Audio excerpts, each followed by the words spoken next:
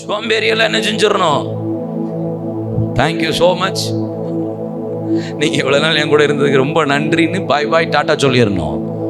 சோம்பேறியை வச்சு நீங்கள் உயிர்ப்பிக்கப்படுதல் எழுப்புதல் வரும்னு நினச்சிங்கன்னா தயவு செய்து சாரி டு சே அதெல்லாம் நடக்கவே நடக்காது. சோம்பேறி அறுப்பில் பிச்சை கேட்டாலும் கிடைக்காது. சோம்பேறி வழியில் சிங்கம் இருக்கு, வீதியில் சிங்கம் இருக்கும்பா. சோம்பேறி குளிர்கிறது என்று உளமாட்டான். சோம்பேறியின் வயல்வெளியாய் பார்த்தால் அது காஞ்சொரிகளும் முச்செடிகளுமா இருக்கு. சோம்பேறி கலசத்தில் கையை வச்சுட்டு வாய்க்கு எடுக்க மாட்டான். சோம்பேறி சோம்பேறி கதவு நிலைகளில் ஆடுகிறது போல சோம்பேறி படுக்கையில் ஆடிக்கொண்டு இன்னும் கொஞ்சம் தொங்கட்டும், இன்னும் கொஞ்சம் கை முடக்கி கொண்டு இருக்கட்டும் என்று சொல்லுவான். சோம்பேறி அது தருத்தரனை போல வழி போக்கனை போல வந்து நிற்கும். சோம்பேறி எறும்பனிடத்துல போய் கற்றுக்கொள். அவனுக்கு தலைவன் இல்லாதிருந்தும் அது கோடை காலத்தில் பவுஞ்சு பவுஞ்சா சேர்த்து வைக்கிறது நீ பார்க்கலையா? அதுக்கு கூட நீ கற்றுக்கணும். அது வழியை பார்த்துக்கோ.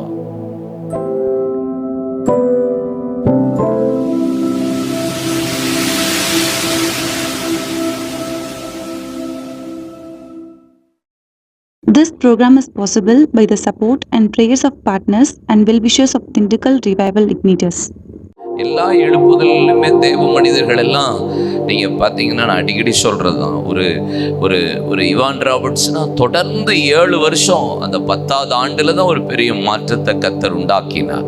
ஒரு வில்லியம் ஷைமூர் அப்படின்னா 14 வருஷம் தொடர்ந்து அவர் ஜெபித்த ஜெபந்தான். ஆமாம், ஒரு ஜான் நாக்ஸ் அப்படின்னு எடுத்துக்கிட்டால் 7 வருஷம் ஸ்காட்லாண்டில் அப்படியே செவிந்தியர் மத்தியில் காட்டுக்குள்ளே போய் ஜெபிச்ச ஜெபந்தான். ஜோனத்தான் கோஃபோன்னா தொடர்ந்து ஒரு 3 வருஷம் ஜெபிச்ச ஜெபந்தான். ஒரு லூயிஸ் ஐலாண்டில் எழுப்புதல் வருதுன்னா 2 பாட்டியமாக போராடி 3 வருஷம் ஜெபிச்ச ஜெபந்தான். அப்போ எந்த எழுப்புதலுமே அப்போ தொடர்ந்து சில காரியத்தை செய்யணும். ஏன் சில நேரம் எழுப்புதெல்லாம் அங்கங்கே அப்போ நின்றுதுன்னா அந்த கண்டினியூ ப்ரேயர் இல்லாததுனால, தொடர் ஜபங்கள் இல்லாததுனால தான் அங்கங்கே அப்படி ஜபங்கள்லாம் நின்று போனது. அப்படியே அந்த அக்கினி அவிந்து போனது. அப்படியே எரிஞ்சிட்டே இருக்க வேண்டிய அக்கினி அப்படியே தளர்ந்து போனதற்கு காரணம் தொடர் ஜபங்கள் இல்லாததுனால, தொடர்ந்து போராடுறதுனால தான். நம்ம ஒரு குறிப்பிட்ட நாள் ஜெபிக்கிறோம், ஒரு குறிப்பிட்ட நாள் ரைட்டு, ஒரு சாட்டிஸ்ஃபைடு, ஒரு செல்ஃப் சாட்டிஸ்ஃபேக்ஷன் ஊழியத்தில், குடும்ப வாழ்க்கையில், ஜப வாழ்க்கையில் வந்து விடுகிறது. நம்ம தொடர்ந்து ஜெபிக்கணும், தொடர்ந்து போராடணும், பெற்றுக்கொள்ளுகிற வரைக்கும், காண்கிற வரைக்கும் அப்படின்னு இல்லை. அதுக்கு அப்புறமும் ஜெபிச்சா தான் இந்த எழுப்புதெல்லாம் சஸ்டைன் ஆகும். அதுக்காகத்தான் நம்ம இந்த இடத்துல கூடியிருக்கிறோம். இது இந்த வருஷத்தின் முதல் துவக்கமாக இருக்கலாம். ஆனால் இனி வருகிற நாட்களில் உங்கள் மாவட்டத்துக்கு 10 தாலுக்காவுக்கு ஒரு பெரிய ஆசீர்வாதமாக கர்த்தர் மாற்றுவார். அதில் எந்த சந்தேகமும் இல்லை. ஆமென் சொல்லுங்க. ஆமாம், இந்த கடைசி காலத்தில் ஒரு 4 விதமான அபிஷேகத்துக்காக நம்ம ஜெபிச்சே ஆகணும். சரியா? லூக்கா 21:36 வாசித்தால், மனுஷகுமாரனுக்கு நிற்க பாத்திரவான்களாய் எண்ணப்படுவதற்கு எப்பொழுதும் ஜெபம் பண்ணி விழித்திருங்கள். மனுஷகுமாரனுக்கு முன்பாக நிற்க பாத்திரவான்களாய் எண்ணப்படுவதற்கு எப்போதும் ஜெபம் பண்ணி விழித்திருக்க வேண்டியிருக்கிறார். அப்படின்னா ஜெபம் ஏன் அவசியம்? இந்த ஜெப அபிஷேகம் எதுக்கு? ஒரு நாள் நித்தியத்தில் கர்த்தர் வரப்போகிறார். அவருக்கு முன்னாடி நான் நிற்க பாத்திரவான்களா எண்ணப்படுவதற்கு நான் தகுதியே எனக்கு ஜெபந்தான். அதுக்காகவே நான் ஜெபிச்சுட்டே இருக்கணும். ஜெபம் பண்ணிகிட்டே இருந்தது, தேவ சமூகத்தை நாடிக்கிட்டே இருந்தால் தான் அதுக்கு நான் பங்கடைய முடியும். அப்படின்னா ஒரு ஜெப அபிஷேகம் இந்த கடைசி கால ஆண்டவர் எழுப்புதல்ல ரொம்ப இம்பார்ட்டன்ட். ஜெப அபிஷேகமும் ஜெபிக்கிற ஒரு சந்ததியை கர்த்தர் நமக்கு எழுப்பி தரணும். ஆமென் சொல்லுங்க. அல்லேலூயா. எபேசியர் 6ஆம் அதிகாரம் 10ஆம் வசனத்திலிருந்து வாசித்தா, கடைசியாக என் சகோதரரே, கர்த்தரிலும் அவருடைய சத்துவத்தின் வல்லமையிலும் பலப்படுங்கள். ஏனெனில் மாம்சத்தோடு மாத்திரமல்ல, துரைத்தனங்களோடும் அதிகாரங்களோடும் இப்பிரபஞ்சத்தின் அந்தகார லோகாதிபதிகளோடும் வானமண்டலத்தில் உள்ள பொல்லாத ஆவிகளின் சேனைகளோடும் உங்களுக்கு போராட்டம் உண்டு. ஆதலால் தீங்கு நாளில் எதிர்த்து நிற்க திராணி உள்ளவர்களாகும்படி தேவனுடைய சர்வாயுத வர்க்கங்களை தரித்துக் கொள்ளுங்கள். மார்க்கவசம், தலைச்சீரா, கச்சை, பாதரச்சை, கேடையும் பட்டயத்தை பிடித்து நீங்கள் யுத்தம் பண்ணணும் அப்படின்னு ஒரு காரியத்தை சொல்றார். அப்படின்னா இந்த கடைசி காலத்தில் ஒரு யுத்த அபிஷேகம் நமக்கு தேவை. ஆமா, ஒரு யுத்த சந்ததியை கர்த்தர் நமக்கு எழுப்பணும். ஆமா, ஃபைட் பண்றது. என்ன சொல்றது? எங்க சண்டை போடணும்? தெருவுலையா? சர்ச்சிலையா? வீட்லையா? நம்ம சண்டை இங்கே கிடையாது. நம்ம சண்டைலாம் வேற சண்டை தான். ஆமாம், ஆவியோட யுத்தம் பண்ண வேண்டிய காலம். ஆமென். அதனால் அந்த யுத்த சந்ததியை கர்த்தர் நமக்கு எழுப்பணும். யுத்த அபிஷேகத்தோட கர்த்தருடைய ராஜ்யத்துக்காக முன்னணியில் நிற்கிற ஒரு யுத்த அபிஷேகம். மூன்றாவதாக ஏசியா தீர்க்கதரிசன புஸ்தகம் 61 அதிகாரம் முதல் 2 வசனத்தில் வாசித்தா, கர்த்தருடைய ஆவியானவர் என் மீது இருக்கிறார், கட்டுண்டவர்களுக்கு, சிறைப்பட்டிருக்கிறவர்களுக்கு அனுக்கிரக வருஷத்தை பிரசித்தப்படுத்த தேவன் என்னை அபிஷேகம் பண்ணி அனுப்பி இருக்கிறார். அப்படின்னா சுவிசேஷ அபிஷேகம். சுவிசேஷ அபிஷேகத்தை பெற்று இந்த காலகட்டத்தில் தைரியமா சுவிசேஷத்தை பிரகடனம் பண்ணுகிற ஆட்கள் நமக்கு தேவை. ஆமென். இந்தியாவில் மொத்தம் எத்தனை மாநிலம் இருக்கு? 28. ஆமாம், 28 மாநிலம், 8 யூனியன் பிரதேசம் இருக்கு, 7 லட்சம் கிராமம் இருக்கு, 17,68,500 குக்கிராமம் இருக்கு, 806 மாவட்டம் இருக்கிறது. இப்படி இருக்கிற நம்முடைய இந்திய தேசத்தில் இன்னைக்கு இருக்கிற காலகட்டத்தில் 12 ஸ்டேட்ல மதமாற்ற தடை சட்டம் வந்துருச்சு. எத்தனை ஸ்டேட்ல? 12 மாநிலத்தில் மதமாற்ற தடை சட்டம் இன்னைக்கு இருக்கிறது.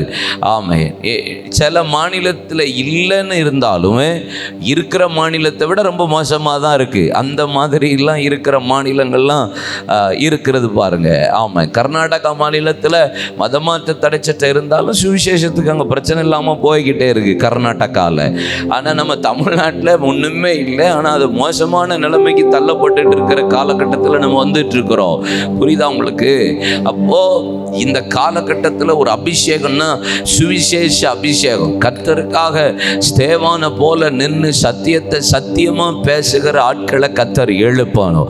ஆமென். கல்லறி வந்தாலும் பரவாயில்ல, இரத்த சாட்சியா மரிக்க என்ன ஒப்பு கொடுத்தாலும் பரவாயில்லன்னு சுவிசேஷத்தை சுமக்குகிற ஒரு கூட்டத்தை கர்த்தர் இந்த சந்ததியில தேவன் எழுப்பணும். ஆமென்.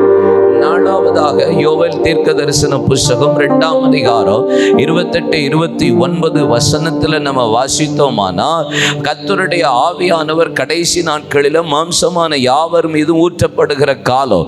தீர்க்க தரிசனம் அந்த 2 அதிகாரம், அப்போஸ்தலர் 2 அதிகாரத்தில் அது நிறைவேறுகிறது. அந்த நிறைவேறுதலில் பார்த்தீங்கன்னா குமாரர்கள், குமாரத்திகள், வாலிபர்கள், பெண் பிள்ளைகள் ஆமென் தீர்க்க தரிசனம் உரைத்தார்கள், சொப்பனங்களை பார்த்தாங்க, ஆமாம் தரிசனங்களை கண்டாங்க. ஊழியக்காரனை ஊழியக்காரியா அக்கினி ஜுவாலையா கர்த்தர் மாற்றுவேன்னு சொல்றார். அப்படின்னா ஒரு ப்ராஃபட்டிக்கல் அனாயிண்டிங்கோட, தீர்க்க தரிசன அபிஷேகத்தோட தீர்க்க தரிசனத்தை சொல்லுகிற ஒரு கூட்டத்தை கர்த்தர் நமக்கு எழுப்பணும். தீர்க்க தரிசன சந்ததியை கர்த்தர் எழுப்பணும். ஆமென். ஆமா, எப்படி தீர்க்க தரிசனம் சொல்ற ஆட்கள் நமக்கு வேணும்? செல் நம்பர் சொல்ற ஆள் நமக்கு தேவையில்லை. ஆமென் சொல்லுங்க. உனக்கு இந்த செல் நம்பர் இது தானே, உன் பைக் நம்பர் இது தானே, உன் கார் நம்பர் இது தானே, உன் கார் நம்பரை வச்சு நான் என்னடா செய்ய? நீ செல் நம்பர் சொன்ன ஊருக்கே தான் என் செல் நம்பர் தெரியுது. தொந்தரவு தான் ஜாஸ்தியாக இருக்கு. நீயுமா போன தீர்க்க தரிசனம் சொல்லி தொந்தரவு பண்ணிட்டு இருக்க. நமக்கு அந்த தீர்க்க தரிசனம் தேவையில்லை. நமக்கு எந்த தீர்க்க தரிசனம் தேவை? ஒரு தீர்க்க தரிசி பாருங்க, ராஜாவா இருந்தாலும் பரவாயில்லன்னு சொல்லிட்டு, எப்பா ஒரு குடியான் இருந்தான், ஒரு மனுஷன் இருந்தான், அவன் பக்கத்தில் வந்து பார்த்தீங்கன்னா ஒரு நல்ல ஒரு ஒரு விருந்தாளி வந்துட்டான், அவன் பக்கத்தில் இருக்கிறவன் அவன் ஆட்டை அடிக்காமல் குடியானில் இருக்கிற அந்த செல்லம் போல வளர்த்து அந்த ஆட்டுக்குட்டி எடுத்து பிடிச்சி அடிச்சு கொடுத்துட்டான் அப்படின்னு சொன்ன உடனே யாருன்னு நம்ம ஆளு பயங்கர நீ தாண்டா பேய அப்படின்னு சொன்ன உடனே அப்படின்றான். அப்படின்னா நீ ராஜாவா இருந்தாலும் காம்ப்ரமைஸ் இல்லாம தீர்க்க தரிசனம் சொல்ற ஆட்கள் தான் நமக்கு தேவை. இல்லையா சொல்லுங்க. ஆமென்.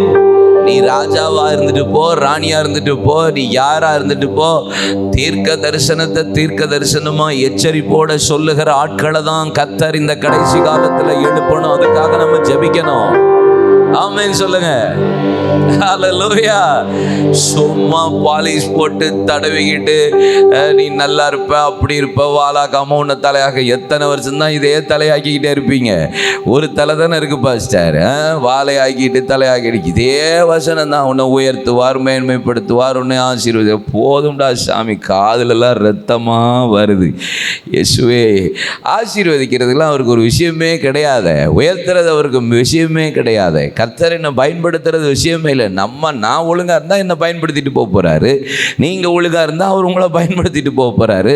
தேவ சித்தத்தில் நீங்கள் நின்றுட்டு இருந்தீங்கன்னா, விலகாமல் டேக் டைவர்ஷன் எடுக்காமல் நின்றுட்டு இருந்தீங்கன்னா, கர்த்தர் உங்களை பயன்படுத்த போகிறாரு. உங்கள் மேலே இருக்கிற தேவ திட்டமும் உங்கள் மேலே இருக்கிற தேவ சித்தமும் சரியாக நடக்கும்.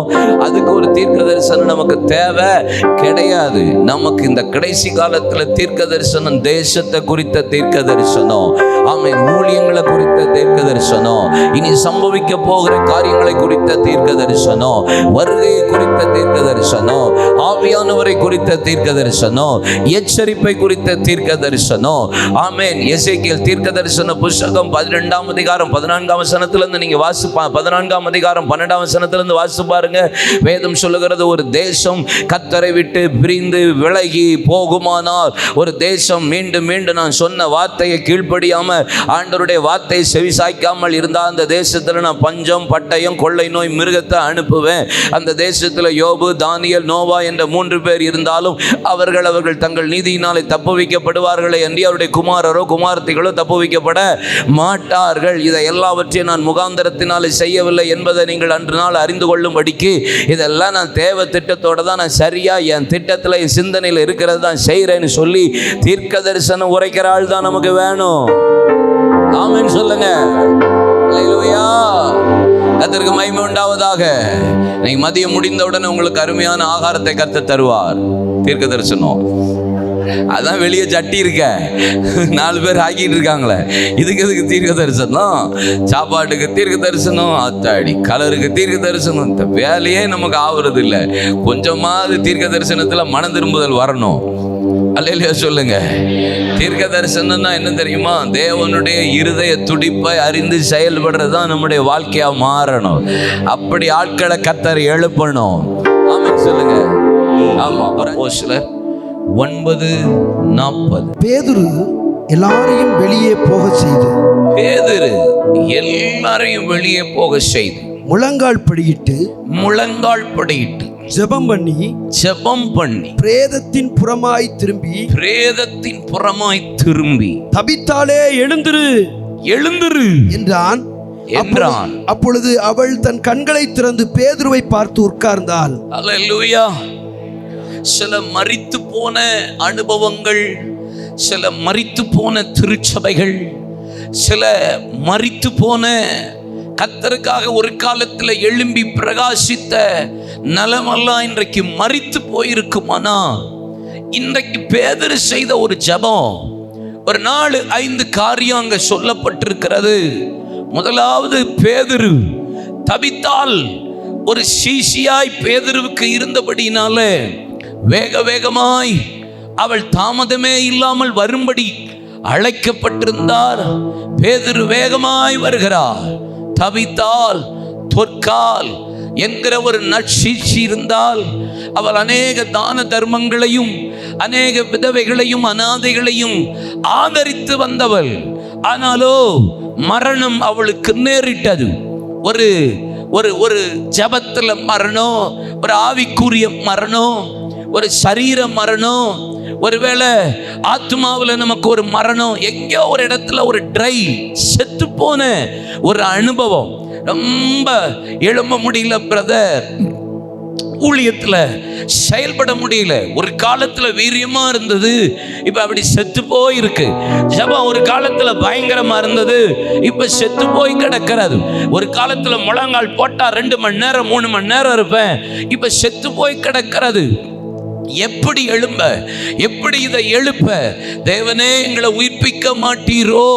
யாக்கோபின் ஆவி தாள பாதாளத்துக்கு இறங்கியது போல இன்னைக்கு அநேகருடைய ஆவிக்குரிய வாழ்க்கை, அநேக திருச்சபையின் நிலைமைகள், அநேக ஊழியங்களினுடைய நிலைமைகள், அநேகருடைய தனிப்பட்ட வாழ்க்கை நிலைமை மரித்து போன நிலைமையில் இருந்தது.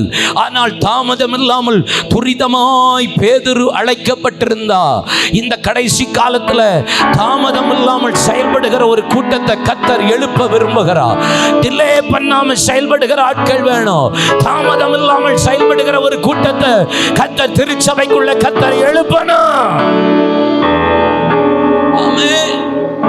அவனை தாமதமே இல்லாமல் பேதுருவை அழைத்தார்கள். டிலே பண்ணாதீங்க. தாமதம் வேண்டாம்.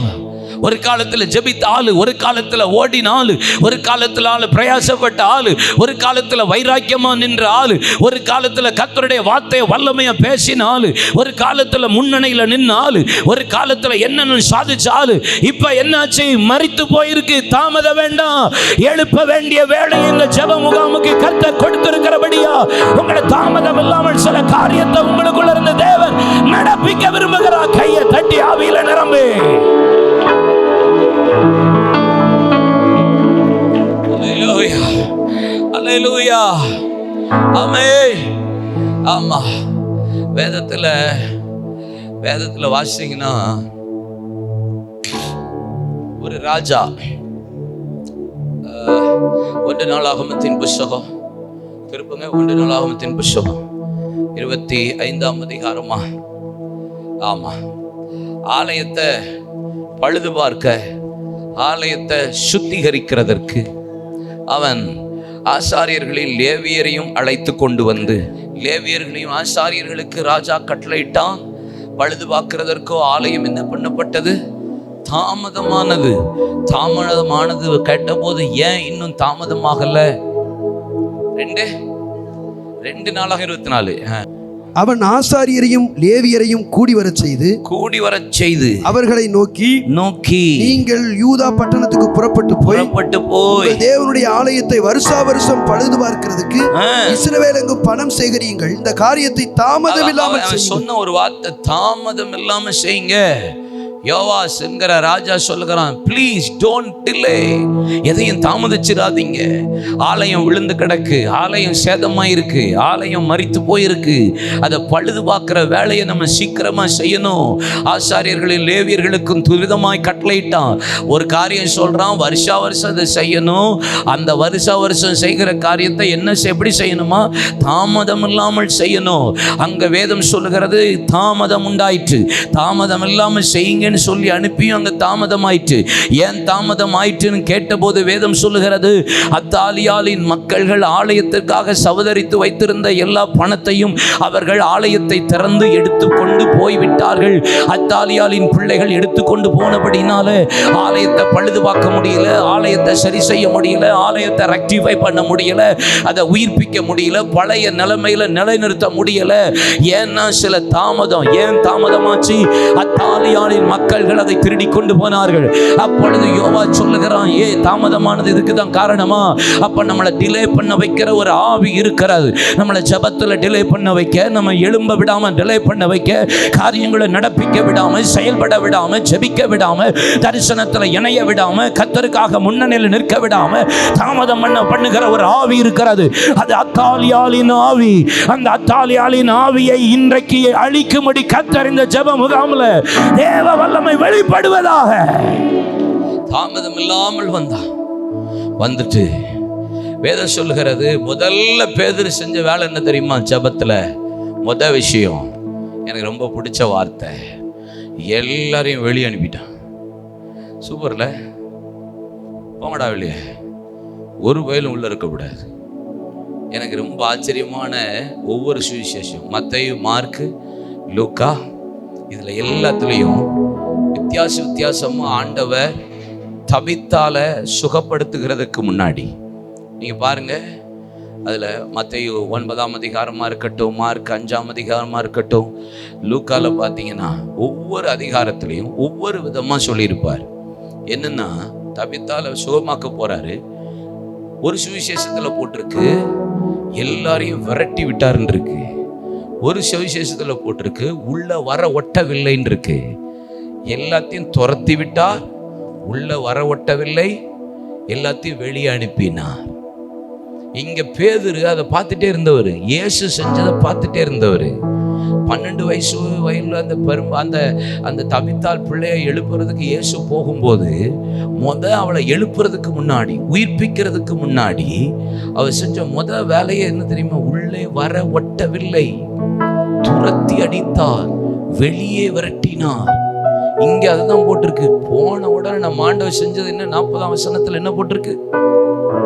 பேதுரு எல்லாரையும் வெளியே போக செய்து, போங்களே, கிளம்புங்களேன், உங்கள் சிரிப்பு, உங்கள் அவிசுவாசம், உங்கள் சந்தேகம், உங்களுடைய ஜெபமின்மை, உங்களுடைய பயம், உங்களுடைய அதிருப்தி, உங்களுடைய இந்த தேவையில்லாத வேலை எல்லாம் வெளியே போட்டு வெளியே அனுப்பு.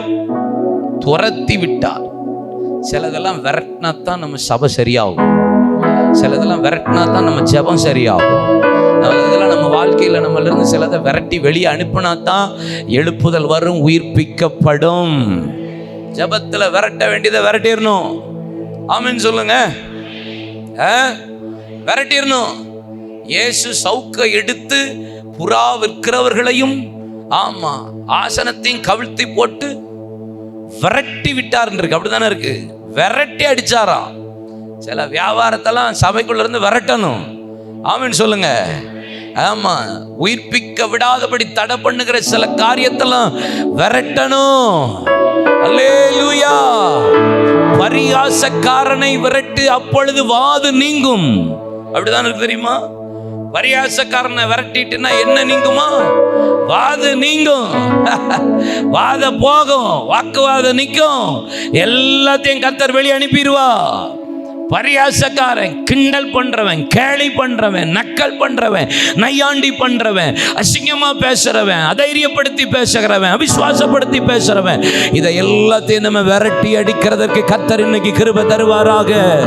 ஒரு 3 காரியத்தை உங்களுக்கு காமிச்சு கொடுக்குறேன். ஒரு 3 காரியம், 3 காரியம். யோசுவா 15ஆம் அதிகாரம், யோசுவா 15, 13, 14, யோசுவா 16, 10ஆம் வசனம், யோசுவா 17, 12 - 18 வசனம். சரியா? யோசுவா 15, 13, 14, யோசுவா 16, 10, யோசுவா 17, 12 - 18 வரை 3 காரியம். 1, காலேப் கானானியரை துரத்தி விட்டான், துரத்தினான். 16, 10 எப்ராயிமர் துரத்தி விடவில்லை. 17, 18, 12 - 18 வரை மனாசை புத்திரர் துரத்தி விட கூடாமல் போயிற்று. காலேப் யோசுவா துரத்தினா, எப்ராயிமர் துரத்தி விடவில்லை, மனாசை துரத்தி விட கூடாமல் போயிற்று. ஆண்டவர் சொல்றாரு, சிலதை உயிர்ப்பிக்கணும்னா விரட்டுன்றாரு. வெளியே நீங்க 41 வசனம் பாருங்களா. அப்போஸ்தலர் 9:41 பாருங்க. அவளை எழுப்பிட்டு யாரெல்லாம் கூப்பிட்டாருன்னு பாருங்க. 9:40. அவன் அவளுக்கு கை கொடுத்து அவளை எழுந்திருக்க பண்ணி பரிசுத்தவான்களையும் விதவைகளையும் பரிசுத்தவான்கள் விதவைகளையும் அழைத்து அவளை உயிருள்ளவட உள்ள இருந்தது யாரு? விரட்டது யாரு? பரிசுத்தவான்களையும் விதவைகளையும் விரட்டி அடிச்சிருக்க. இங்க பரிசுத்தவான்களையும் விதவைகளையும் விரட்டி அடிச்சவர், வாங்கப்பா இப்ப எழுப்பிட்டாரு, உள்ள கூட்டு வந்து காமிக்கிறாரு. இதான் மேட்ரு. என்ன 1 கொரிந்தியர் 1ஆம் அதிகாரமா இருக்கட்டும், 2 கொரிந்தியர் 1ஆம் அதிகாரமா இருக்கட்டும், எழுதும் போதே ஒரு வார்த்தையை சொல்லிதான் ஆரம்பிப்பார். கொரிந்தி சபையில் உள்ள பரிசுத்தவான்களுக்கு நான் எழுதுகிறதாவது, உங்களுக்குள்ள இப்படிப்பட்ட பாவம் இருக்கிறது என்று நான் காண்கிறேன். ஆத்தாடி, எழுதும்போது அடமொழி எப்படி இருக்கு? கொரிந்து சபையில் இருக்கிற பரிசுத்தவான்களுக்கு எழுதுகிறதாவது, நான் உங்களுக்கு சொல்லப்படாத பாவத்தையும் சபைக்குள்ள பார்க்கிறேனே. பரிசுத்தவான்களுக்கு உங்களுக்குள்ள வாக்குவாதங்களும் சண்டைகளும் முறுமுறுப்புகளும் உண்டு என்று கேள்விப்படுகிறேன். பரிசுத்தவான்களே, சொல்லப்படாத அசுத்தெல்லாம் உங்கள் சபைக்குள்ளே இருக்குது கேள்விப்படுறேன். பரிசுத்தவான்களே, ஏன் நஷ்டப்படுகிறது இல்லை? ஏன் குறைவுபடுகிறது இல்லை? ஏன் நீங்கள் இதெல்லாம் சரி போதிக்கிறது இல்லை? ஏன் பரிசுத்தவான்களே? ஆனால் சொல்றது என்னது? சொல்றது பரிசுத்தவான். ஆனால் அந்த ஆளெல்லாம் வெளியே அனுப்பி வரணும். உயிர்ப்பித்த பிறகு வந்து பாருன்னு சொல்லி கூட்டு உள்ள கூட்டணும். ஆமென் சொல்லுங்க. அல்லேலூயா. ஆமென். அப்போ விரட்ட வேண்டியதை விரட்டணும், துரத்த வேண்டியதை துரத்தணும், அனுப்ப வேண்டியதை அனுப்பணும். 1, காலேப் விரட்டினான், மனாசே விரட்ட கூடாமல் போயிற்று, எப்ராயிமர் விரட்டவில்லை. அப்படின்னா என்ன? 1, காலேப் துரத்தினான். கடைசியில் பார்ப்போம். எப்ராயிமர் துரத்தி விடவில்லை. ஏன் துரத்தி விடலைன்னா, பைபிள்ல வசனம் இருக்கு, அவர்கள் பகுதி கட்டுகிறவர்களாய் மாறி போனார்கள். அப்படின்னா என்ன? விரட்டுறவனை விரட்டி விடாம அவன்கிட்ட கப்பம் வாங்கிட்டான். பகுதி கட்டுகிறவர்களாய். அப்படின்னா என்ன அர்த்தம்? டாக்ஸ் கலெக்ஷன் பண்ண ஆரம்பிச்சிட்டான்னு அர்த்தம். பகுதி யார் கட்டுவா? சோம்பேறி பகுதி கட்டுவான். அப்படின்னா யார விரட்ட சொல்றாரு பாருங்க. செத்தது உயிரோட எழும்புனா சோம்பேறி எல்லாம் கூட வச்சுட்டு அலையப்படாது. எழுப்புதல்ல சோம்பேறியை வச்சு ஒரு புண்ணாக்குக்கும் நடக்காது. ஆமென். கஞ்சி கூட காய்க்க முடியாது. ஆமென் சொல்லுங்க. சோம்பேறியெல்லாம் என்ன செஞ்சிடணும்? தேங்க்யூ ஸோ மச், நீங்க இவ்வளவு நாள் என் கூட இருந்ததுக்கு ரொம்ப நன்றின்னு பாய் பாய் டாட்டா சொல்லிடணும். சோம்பேறியை வச்சு நீங்க உயிர்ப்பிக்கப்படுதல் எழுப்புதல் வரும்னு நினைச்சீங்கன்னா தயவு செய்து சாரி டு சே அதெல்லாம் நடக்கவே நடக்காது. சோம்பேறி விரும்பியும் ஒன்றும் பெறான் பெறான் பெறான். சோம்பேறி விரும்பி ஒன்றும் பெற முடியாது. சோம்பேறி அறுப்புல பிச்சை கேட்டாலும் கிடைக்காது. சோம்பேறி வழியில சிங்க இருக்கு, வீதியில சிங்க இருக்கும்பா. சோம்பேறி குளிர்கிறது என்று உளமாட்டான். சோம்பேறியின் வயல்வெளியை பார்த்தால் அது காஞ்சொரிகளும் முச்செடிகளுமா இருக்கு. சோம்பேறி கலசத்துல கையை வச்சுட்டு வாய்க்கு எடுக்க மாட்டான். சோம்பேறி சோம்பேறி கதவு நிலைகளில் ஆடுகிறது போல சோம்பேறி படுக்கையில் ஆடிக்கொண்டு இன்னும் கொஞ்சம் தொங்கட்டும், இன்னும் கொஞ்சம் கை முடக்கி கொண்டு இருக்கட்டும் என்று சொல்லுவான். சோம்பேறி அது தருத்தரனை போல வழி போக்கனை போல வந்து நிற்கும். சோம்பேறி எறும்பனிடத்துல போய் கற்றுக்கொள்.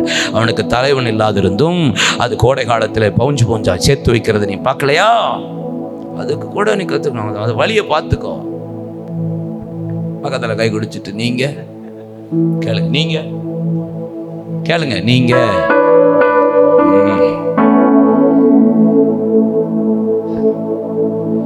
ஒரு ஒரு ஒரு பக்கத்தில் ஒரு ஊருக்கு போயிட்டு வரதுக்குள்ள அப்பா முடியலப்பா, ரொம்ப டயர்டாயிட்டுப்பா, ஐயோ ஒரு வாரம் நம்மால் ட்ரெஸ் எடுப்பாங்க. பக்கத்தில் ஒரு ஊருக்கு போயிட்டு ஒரு கூட்டத்தை அட்டன் பண்ணி ஒரு முகாம் அட்டன் பண்ணிட்டாலே 9 நாள் படுத்து கிடக்குங்க நம்ம கூட்டங்கள். இதெல்லாம் வச்சு சட்னி கூட அரைக்க முடியாது. ஆமான்னு சொல்லுங்க. சோம்பேறி தான்.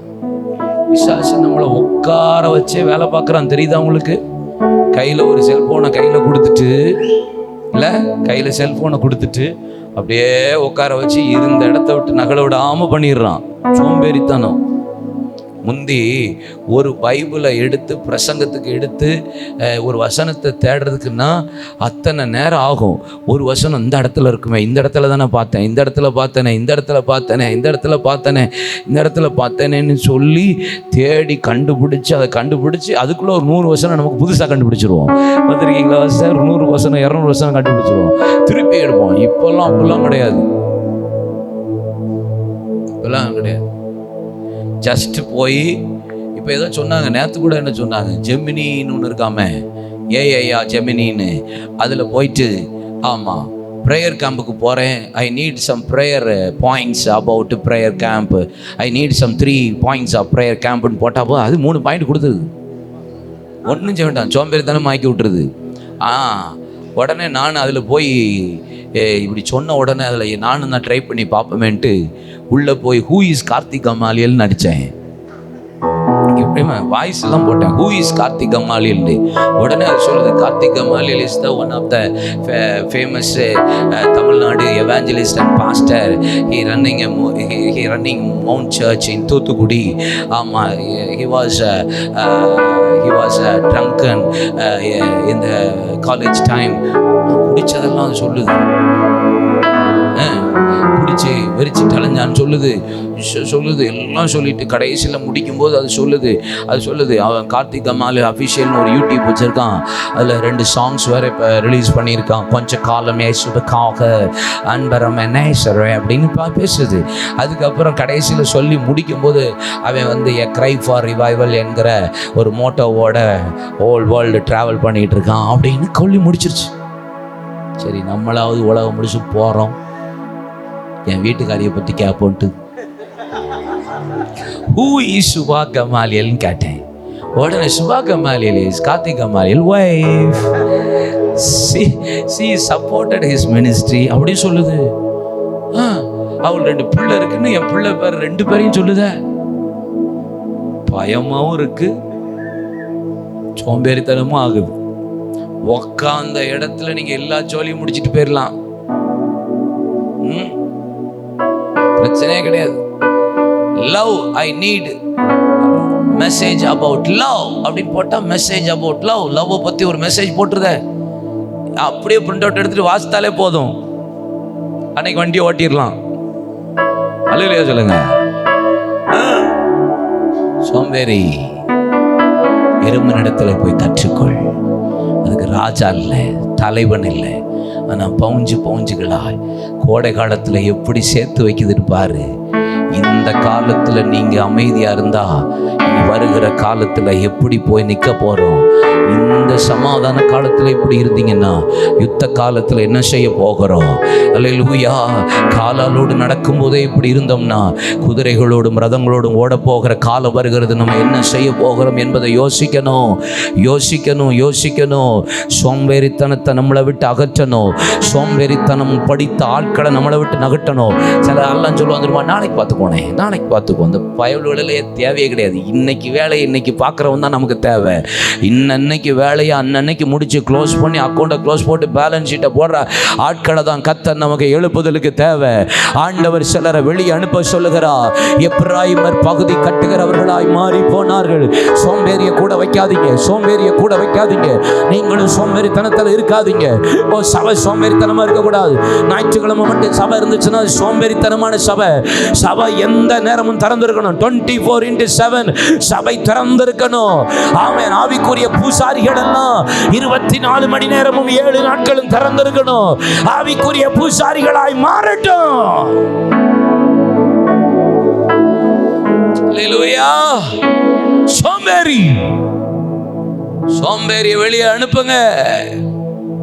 லேசி பீப்புள்லாம் நமக்கு தேவையே கிடையாது. ஆமென் சொல்லுங்க.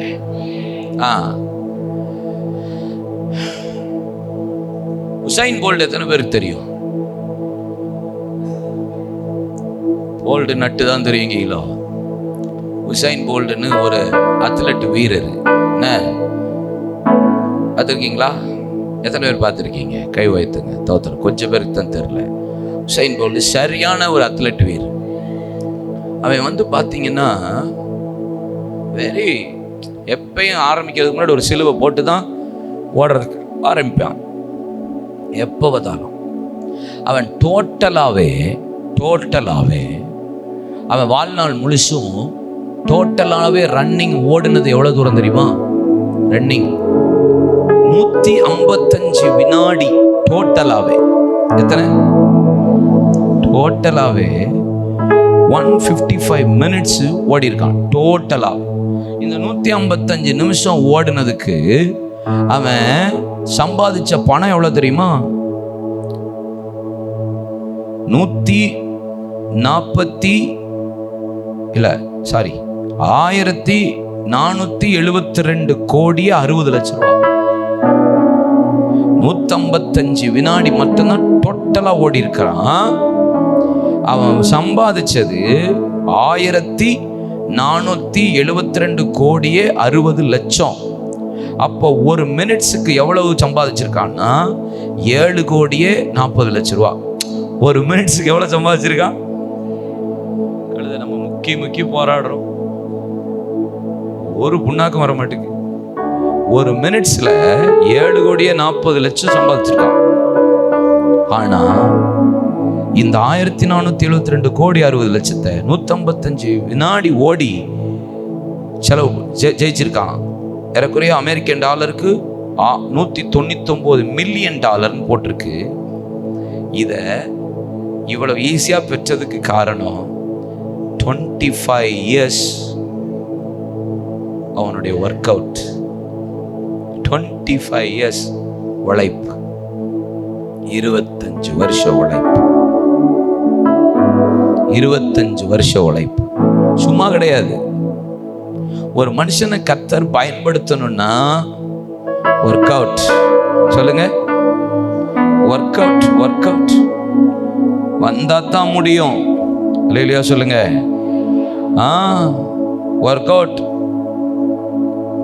ஒர்க் அவுட் இல்லாம கதையே சோம்பேறித்தனம் இருந்துச்சுன்னா இவ்வளவு கோடிகளை சம்பாதிக்க முடியுமா?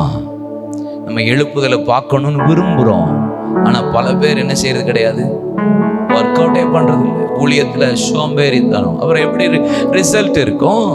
யோசிச்சு பாருங்க, எப்படி ரிசல்ட் இருக்கும்? உழைக்காம பிரயாசப்படாம எதுக்காவது ஒர்க் அவுட் பண்ணணும். பிலிப்பியர் 2ஆம் அதிகாரம் 9-11 சொல்லுகிறது, உங்கள் ரட்சிப்பு நிறைவேற பயத்தோடும் பக்தியோடும் நடுக்கத்தோடும் நீங்கள் பிரயாசப்படுங்கள்.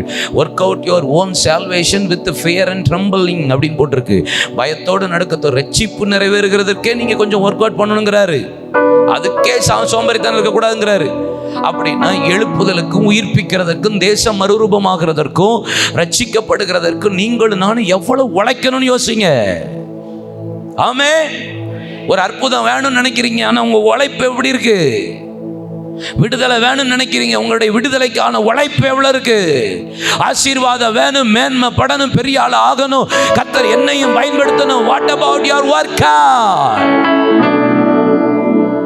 சோம்பேறியா ஒரே இடத்துல உட்கார்ந்துட்டு இருந்தா கதை நடக்குமா? எழுப்புதல் வருமா? கர்த்தர் பயன்படுத்த முடியுமா? மோகன்சி அண்ணன் இன்னைக்கு இவ்வளவு பயன்படுத்துறதுக்கு காரணம், அண்ணனுடைய ஷெட்யூலை பார்த்தாலே நமக்கு தலை சுத்திரும். சீரியஸ், மோகன்சி அண்ணனுடைய ஷெட்யூலை பார்த்தாலே தலை சுத்திரும் நமக்கு. நான் இந்த இங்கனக்குள்ள ஓடிக்கிட்டு இருக்கேன், தமிழ்நாடு இந்தியாவுக்குள்ள எப்பயாவது ஃபாரின் போயிட்டு வரேன். அவர் வாழ்க்கையே அப்படிதான் போய்கிட்டு இருக்கு. நேற்று நான் 3 பிரசங்கம் பண்ணேன், இன்னைக்கு நான் இங்கே பேசுகிறேன். இப்போ அடுத்த ஃப்ளைட்டை பிடிச்சி சென்னைக்கு போய் நைட் பேசுவேன், நாளைக்கு வந்து திருப்பி ஜெபமொழியில் பேசுவேன், காலையில் சண்டே சர்வீஸில் 2 பேசுவேன், 6ஆம் தேதி நான் திருப்பி உட்காந்து பேசுவேன், 7ஆம் தேதி ஃப்ளைட்டை பிடிச்சி இன்னொரு இடத்துக்கு போவேன், 8ஆம் தேதி இன்னொரு இடத்துல ஆல்நைட் ப்ரேயர் பேசுவேன், 9ஆம் தேதி ஃப்ரீயாக இருப்பேன், 10ஆம் தேதி கோயம்புத்தூரில் பேசுவேன், 11, 11 திருப்பூரில் பேசுவேன், 20ஆம் தேதி திருப்பூரில் பேசுவேன். இப்படியே நான் பேசி பேசி பேசி பேசி அப்படி நாக்பூருக்கு போவேன், வாசிமுக்கு போவேன், மகாராஷ்டிரா போவேன். இப்படி தொடர்ந்து நான் என்ன ஏன் ஊழியம், இந்த சின்ன ஊழியத்துக்கு இவ்வளவு நான் ஒர்க் அவுட் பண்றதுனால தான் இவ்வளவு பெரிய மகிமையை கர்த்தர் என்ன கொண்டு செய்கிறாருன்னா, நீங்களும் நானும் இந்த தேசத்தை கைவசம் படுத்தணும்னா, உயிர்ப்பிக்கப்படணும்னா, எழுப்புதல் பார்க்கணும்னா, மரித்தது எழும்பணும்னா, நீங்களும் நானும் அந்த சோம்பேறித்தனத்தோடு இருப்போமானால், பேதுரு முதலாவது செய்தது தபித்தாளை எழுப்புகிறதற்கு முன்பாக சிலரை வெளியே அனுப்பினார். உங்க கூட யாரு டிராவல் பண்றா, நம்ம சபைக்குள்ள எப்படிப்பட்ட ஆள்லாம் வேண்டாம்.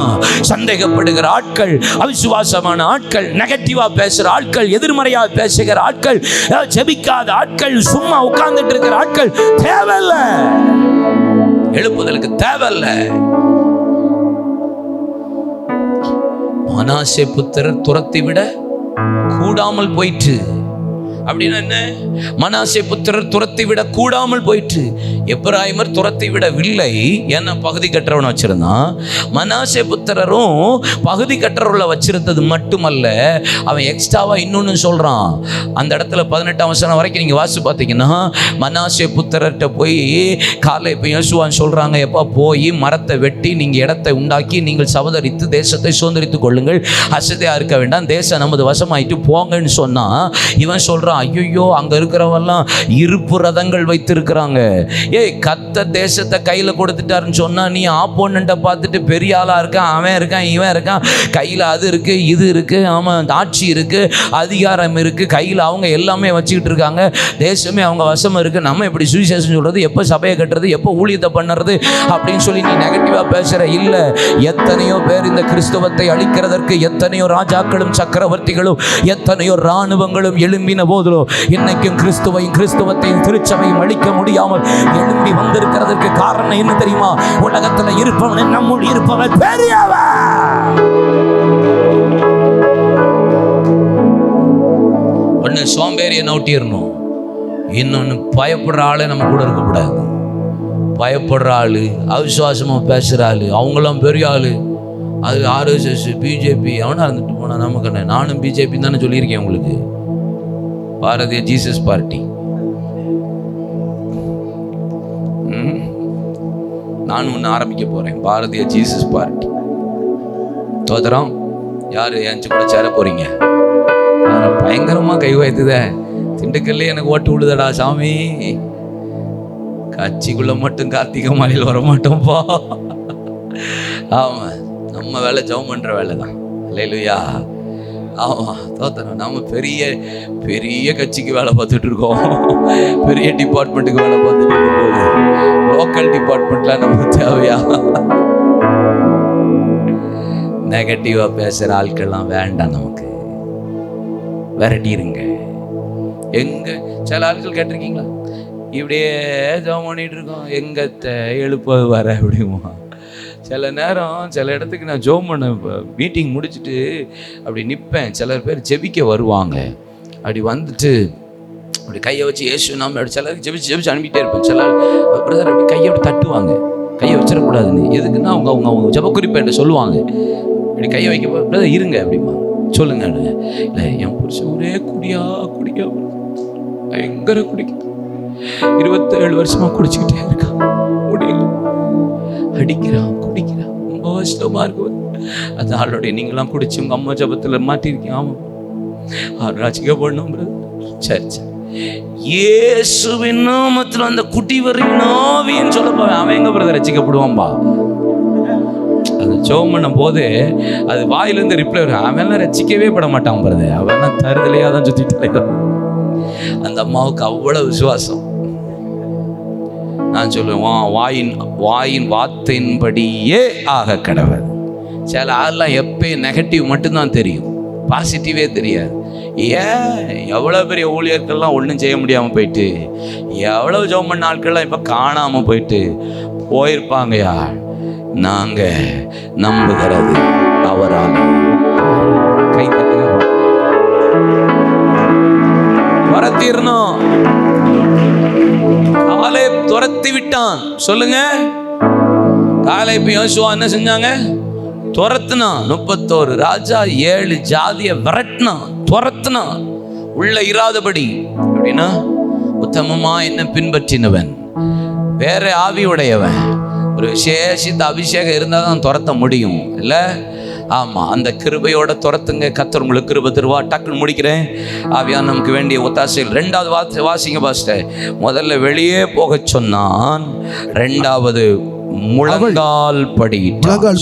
சொல்லுங்க, முழங்கால் படியிட்டான். ஆமா, முழங்கால். 1 ராஜாக்கள் 8:54 வாசித்து பாருங்க. 1 ராஜாக்கள் 18:42 வாசித்து பாருங்க. எலியா முழங்கால் படியிட்டு, சாலமோன் முழங்கால் படியிட்டு. வேதத்தில் அத்தனை இருக்கு, சொல்லிட்டே போகலாம். ஒரு முழங்கால் ஜெபத்திற்கு அவ்வளவு வல்லமை உண்டு. ஆமே, ஜான் நாக்ஸ் முழங்காலுக்கு அந்த இங்கிலாந்துல இருக்கிற ராணி பயந்தாள் இருக்கு, பயந்தாலாம். ஜான் நாக்ஸுடைய முழங்காலுக்கு அப்படி பயப்படுவாளாம். அவ்வளவு முரட்டாட்டம் உள்ள பேய் ராணி என்று அழைக்கப்பட்டவள். அப்படிப்பட்டவள் ஜான் நாக்ஸை பார்த்து அவருடைய முழங்காலுக்கு எனக்கு பயமா இருக்கிறது. உங்க முழங்காலுக்கு அவ்வளவு வல்லமை உண்டு, உங்க முழங்கால் ஜபத்துக்கு அவ்வளவு வல்லமை உண்டு. எலியா கையளவு மேகத்தை பார்க்கிற வரைக்கும் அவன் முழங்காலில் விடாமல் ஜெபித்தான் என்று வேதம் சொல்லுகிறது. கர்த்தருடைய மகிமையை காண்கிற வரைக்கும் அவன் முழங்காலில் நின்றான். உங்க முழங்காலில் ஜெபிக்க பிராக்டிஸ் பண்ணணும். கிறிஸ்தவனுடைய முழங்கால், கர்த்தருடைய பிள்ளைகளுடைய முழங்கால், ஊழியக்காரனுடைய முழங்கால் வலுவலுன்னு இருந்துச்சுன்னா நீங்க எழுப்புதலுக்கு ஃபிட்டான ஆளே கிடையாது. உங்களுக்கு என்ன அடையாளம் இருக்கு? நமக்கு என்ன அடையாளம் இருக்கு? முழங்கால் தான் அடையாளம். காய்ப்பு பிடிக்கணும். ஆமா, தொழிலெல்லாம் காஞ்சி தொங்கணும், ரத்தம் வரணும், கரையும் செலுத்தணும். வலிக்க தான் செய்யும், குறுக்கு வேதனையா இருக்கும், நரம்பு பிடிச்சி இழுக்கும், மரத்து போகும், எல்லாம் நடக்கும். ஆனாலும் மகிமையை பார்க்கிற வரைக்கும் விட மாட்டோம், தேசம் உயிர்ப்பிக்கிற வரைக்கும் விட மாட்டோம். பேதுரு அதை அறிந்திருந்ததுனால தான் முழங்காலில் நின்றான். நம்முடைய ஜெபம் எப்படி இருக்கணும் அதை மட்டும் வேகமா ஒரு 10-12 வசனம் சொல்ல போறேன், குறிச்சுக்கணும். என்ன இது உங்களுக்கு பிரயோஜனமா இருக்கும், அதனாலதான் வேகமா போறேன். யோபு ஒரு ஜெபம் பண்றாரு. 16ஆம் அதிகாரம் 17ஆம் வசனம். யோபு 16:17. என் கைகளிலே கொடுமை இல்லாதிருக்கையில் என் ஜெபம் சுத்தமாயிருக்கையிலும் அப்படி ஆயிற்று. அப்படின்னா நம்முடைய ஜெபம் எப்படிப்பட்ட ஜெபமா இருக்கணும்? சுத்தமான ஜெபம். அது என்ன பிரதர் சுத்தமான ஜெபம்? ஹலால் செய்யப்பட்ட ஜெபமா இருக்கணும். ஹலால் பிரேயர். நல்லா இருக்குல்ல? பிரேயர் ஆஃப் ஹலால், ஹலால் பிரேயர். சுத்தமான ஜெபமா இருக்கணும். அப்படின்னா என்ன? அசுத்தம் இல்லாததுதான் சுத்தம். அப்போ அசுத்தம்னா எதை சொல்றாரு? ஒரு வசனம் சொல்றேன், குறிச்சுக்கோங்க. இதை ஜபமா மாத்தி தயவு செய்து ஜபம் நடத்துங்க. அடுத்த செக்ஷன்ல சங்கீதம் 66:18, என் இருதயத்தில் அக்கிரம சிந்தை கொண்டிருந்தேனால் ஆண்டவர் எனக்கு செவிகொடா. அப்போ எது அசுத்தம், எது சுத்தம்? ஆமே, என் சிந்தனை அக்கிரம சிந்தையா இருந்தால் அது அசுத்தமான ஜபம்.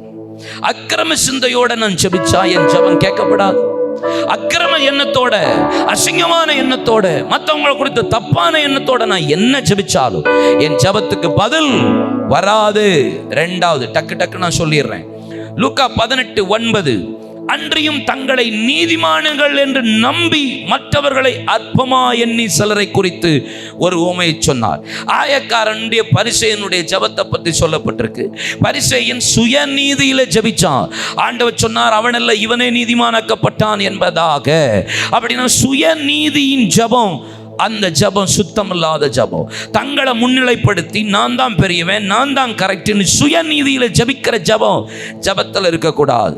மத்தேயு 6:7 நீங்கள் ஜெபம் பண்ணும்போது அஞ்ஞானிகளைப் போல வீண் வார்த்தைகளை அளப்பாதீங்கள், அவர்கள் அதிக வசனிப்பினாலே தங்கள் ஜெபம் கேட்கப்படும் என்று நினைக்கிறார்கள்.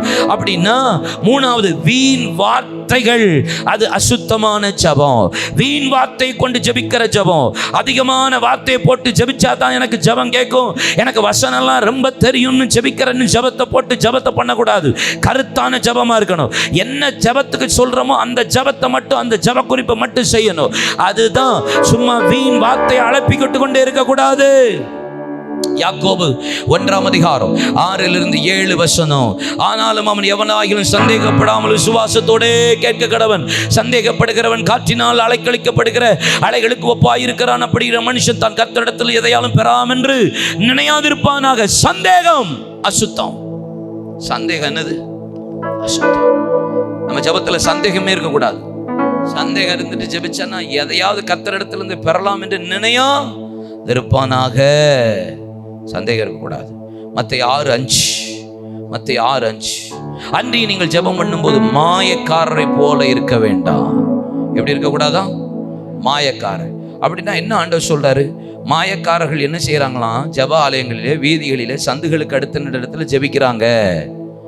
அப்படின்னா எல்லாரும் காண வேண்டும் என்று ஜெபிக்கிறவர்கள். மத்தேயு 23:14 பாருங்க, மாயக்காரராகிய வேதபாரகரே பரிசேயரேன்னு சொல்லிட்டு பார்வைக்கு நீண்ட ஜெபம் பண்ணுகிற ஆட்கள். நீண்ட ஜெபம், எல்லாரும் காணணும்னு ஜெபம், நான் ஜெபிச்சா மற்றவங்க சொல்லணும்னு ஆசைப்படுற ஜெபம், இது மாயமாலமான ஜெபம். மாயமாலம் இருக்கக்கூடாது. ஏசியா 1:15 நீங்கள் உங்கள் கைகளை விரித்தாலும் என் கண்களை உங்களை விட்டு மறைக்கிறேன். நீங்கள் மிகுதியாய் ஜெபம் பண்ணினாலும் கேளேன். உங்கள் கைகள் இரத்தத்தினாலே நிறைந்திருக்கிறது. அப்படின்னா என்ன அர்த்தம்? ரத்தம் அப்படின்னா பழி வாங்குகிற சிந்தையோட ஜெபிக்க கூடாது. என்ன இருக்கக்கூடாது? ஆண்டவரே, அவனை தூக்குங்க ஆண்டவரே, இந்த ஆளை காலி பண்ணிருங்க ஆண்டவரே, இந்த ஆளை காலி பண்ணிருங்க ஆண்டவரே, இந்த ஊழியக்காரனை ஊரை விட்ட ஓட போனுங்க ஆண்டவரே, எனக்கு எதிராக செஞ்சுட்டவன் இருக்கவே கூடாது ஆண்டவரே. இதெல்லாம் கைகளில் ரத்தம் இருக்கிற ஜபம், பழி வாங்குகிற சிந்தையோட ஜபிக்கிற ஜபம். இது அசுத்தமான ஜபம். லூக்கா 18:1 நீங்கள் ஜெபம் பண்ணும்போது சோர்ந்து போகாமல் எப்பொழுதும் ஜெபம் பண்ண வேண்டும் என்று கர்த்தர் சொல்லுகிறார். சோர்வு இருக்கக்கூடாது. எப்படி இருக்கக்கூடாது? சோர்வு இருக்கக்கூடாது. சோம்பேறித்தனம், சோர்வு இருக்கக்கூடாது. மத்தேயு 21:22 மேலும் நீங்கள் விசுவாசம் உள்ளவர்களாய் ஜெபத்தில் எவைகளை கேட்கிறீர்களோ அவைகள் எல்லாம் பெறுவீர்கள். அப்படின்னா அவிசுவாசத்தோட கேட்டா கிடைக்காது. அப்ப அவிசுவாசம் நம்ம வாழ்க்கையில் இருக்கக்கூடாது. அவிசுவாசம் அசுத்தம். மத்தேயு 6:31-32 மத்தேயு 6:31-32 எண்ணத்தை உண்போம் எண்ணத்தை குடிப்போம் என்று கவலைப்படாதீர்கள், இவைகளெல்லாம் அஞ்ஞானிகள் நாடி தேடுகிறார்கள், இவைகளெல்லாம் உங்களுக்கு வேண்டியவர்கள் என்று உங்கள் பரமபிதா அறிந்திருக்கிறார். அப்படின்னா கவலை உலகத்துக்காகவே கவலைப்பட்டு ஜெபிக்கிற ஜெபம் அசுத்தமான ஜெபம். யாக்கோபு 4:3 நீங்க விண்ணப்பம் பண்ணியும் உங்கள் இச்சைகளை நிறைவேற்றும்படி செலவழிக்க வேண்டும் என்று தகாத விதமாய் விண்ணப்பம் பண்ணுகிறபடியால் என்ன செய்யறதில்ல? பெற்றுக்கொள்ளுகிறது. தகாத விதமா விண்ணப்பம் பண்ணவே கூடாது. தகாத விதமான ஜபம் நம்ம வாழ்க்கையில் இருக்கக்கூடாது. இச்சையை நிறைவேற்றுகிற ஜபம் நமக்கு இருக்கக்கூடாது. லவ் பண்ணிட்டு ஆண்டவரை இவனை கட்டி வைங்கன்னு உபவாசம் பண்ணி ஜெபிச்சாலும் கட்டி வைக்க மாட்டார் கர்த்தர்.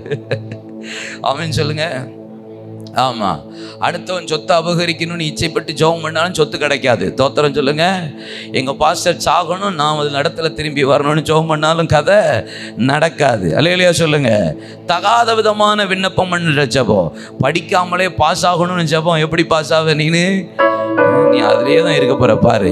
படிக்கிறதே இல்லை, உழைக்கிறதே இல்லை, உக்காந்து கொஞ்சமாவது மேக்ஸ் போட்டு பார்க்கலாம், கொஞ்சமாவது ப்ராக்டிஸ் பண்ணி பார்க்கலாம். ஆனால் ஜெபம் மட்டும், ஆண்டவரே எங்கள் திருத்தர கார்கள் சாறு கண்களில் தயவை கொடுப்பீராக, எங்க கொடுக்க? இதெல்லாம் என்ன ஜெபம்? அசுத்தமான ஜெபம். அப்போ உங்க ஜெபம் எப்படி இருக்கணும் சொல்லுங்க? சுத்தமா இருக்கணும். எப்படி இருக்கணும்? சுத்தமா இருக்கணும். கடைசியா 2 காரியம் மட்டும் சொல்லி நான் முடிக்கிறேன். யூதா பிலிப்பியர் 2:14 பாருங்க. பிலிப்பியர் 2:14, யூதா 20ஆம் வசனம். ஜீவ வசனத்தை பிடித்து ஜெபிக்கணும். 2வது யூதா 20ல அபிஷேகத்துல ஜெபிக்கணும். ஜெபம் பண்ணும்போது எப்படி ஜெபிக்கணும்? ஜீவ வசனத்தை பிடிச்சிட்டு ஜெபிக்கணும். கோர்ட்ல இப்ப பல வக்கீல்லாம் ஊருக்குள்ள, நம்ம ஊர்ல அலையிறான் தெரியுமா? நம்ம ஊர்ல தமிழ்நாட்டுக்குள்ள பல வக்கீல் அலையிறான். வெள்ளை சட்டை போட்டிருப்பான், கருப்பு பேண்ட் போட்டிருப்பான், ஜீன்ஸ் போட்டிருப்பான். ஆனால் அவன் வக்கீலுமா, ஆனால் ஒரு சட்டமும் தெரியாது. பார்த்துருக்கீங்களா? எல்லாம் பஞ்சாயத்து கேர்வழிகள், எல்லாம் கட்ட பஞ்சாயத்து, எல்லாம் கட்ட பஞ்சாயத்து தான். ஆனால் லா பற்றி, சட்டத்தை பற்றி கேட்டால் ஒரு புண்ணாக்கும் தெரியாது. பெங்களூரில் போய் LLB படிச்சுட்டு காசை கொடுத்து பாஸ் ஆனப்பா இருக்கு அவ்வளோ பேரும். எல்லாம் இப்படிப்பட்ட இருக்கான். ஆனால் நல்ல வக்கீலும் இருக்காங்க, மோசமான ரவுடிசம் பண்ணுற வக்கீலும் இருக்காங்க. ரவுடிசனம் பண்ணுறதுக்காக வக்கீல் படிக்கிற கூட்டமும் இருக்கு. சரியா? நல்லா லா தெரிஞ்ச வக்கீல் இருக்காங்க. அவங்ககிட்ட போய் என்ன பஞ்சாயத்து பண்ணாலும் ஒரு கதையும் நடக்காது, சேட்டை பண்ண முடியாது. லாவை பிடிச்சி அப்படி நொறுக்கிடுவாங்க. அப்படின்னா ஆண்டவருக்கு முன்னாடி, நீதிபரருக்கு முன்னாடி சட்டம் தெரியாம, வசனம் தெரியாம நீங்க என்ன ஜெபம் பண்ணாலும் கதை எடுக்காது. ஏன்னா பேய்க்கு சட்டம் தெரியும், பேய்க்கு என்ன தெரியும்? வசனம் தெரியும். நம்மளை விட பைபிள் நாலேஜ்ல கூடுன ஆள் யாரு? அப்போ உங்க ஜெபத்துல என்ன இருக்கணும்? வசனம் இருக்கணும், அபிஷேகம் இருக்கணும். அபிஷேகத்தோட வசனத்தை கிளைம் பண்ணி அடிக்கணும். சும்மா ஜெபம் பண்ணக்கூடாது. சுத்தமான ஜெபத்துல, அபிஷேகத்துல வசனத்தை வச்சு ஜெபிக்கணும். ஆமென். அடுத்தது பாருங்க. பிரேதத்தின் புறம்பாக திரும்பினான். பேதுரு எங்க திரும்பினா? அப்படின்னு என்ன? பிரச்சனையை பார்த்து ஃபேஸ் பண்ணணும். போராட்டத்துக்கு எதிர்த்து நிக்கணும். செங்கடலுக்கு எதிர்த்து வந்துச்சுன்னா எதிர்த்து நின்று கையை நீட்டணும். யோர்தான் வந்துச்சுன்னா ஆமென் தைரியமா காலை வைக்க பழகணும். சூரியனை சந்திரனும் ஆயிலன் பள்ளத்தாக்கின் மீது கிபியோன் மீது நில்லுன்னா நிக்கணும். எது பிரச்சனையை ஃபேஸ் பண்ண பழகணும். ஓடிட்டு ஜெபிக்க கூடாது. அவன் பிரேதத்தின் புறம் திரும்பி மரித்ததை பார்த்து பேசினான். ஒளிஞ்சு கிடந்து ஜெபிக்க கூடாது. பிரச்சனையை ஃபேஸ் பண்ற பழக்கம் வரணும். கடைசியா ஒண்ணு சொல்றேன். அவன் தவித்தாலே எழும்பு என்று கட்டளை கொடுத்தான். சொல்லுங்க, கட்டளை கொடுக்கணும். ஜெபத்துல என்ன கொடுக்கணும்? கட்டளை, ஆர்டர். என் கரத்தின் கிரியைகளுக்கு கட்டளை கொடுங்கள் தான் இயேசு சொல்லி இருக்கிறார். என்ன வேணுமோ ஜெபத்துல கிளைம் பண்றது ஒன்று இருக்கு, அறிக்கை பண்றதுன்னு ஒன்று இருக்கு, கட்டளை கொடுக்கறதுன்னு ஒன்று இருக்கு. சில காரியம் உயிர்ப்பிக்கப்படணுமா, ஆர்டர் போடணும். இயேசுவின் நாமத்தில் ஆர்டர் போடுங்க. உங்க சரீரத்தில் ஒரு பலவீனம் வந்துச்சுன்னா அந்த பலவீனத்துக்கு கட்டளை கொடுங்க. இயேசுவின் நாமத்தில் பலவீனம் இருக்கு, உனக்கு அதிகாரம் இல்லைன்னு சொல்லுங்க. நீங்க கட்டளை கொடுத்தீங்கன்னா, அவருடைய கரத்தின் கிரியைகளுக்கு கட்டளை கொடுத்தீங்கன்னா உடனே பரலோகம் ஆமென் என்று சொல்லும். மரித்த தபித்தால் உயிரோடு எழும்பி எல்லாருக்கும் முன்பாக நின்று அவள் சேவை செய்தாள்.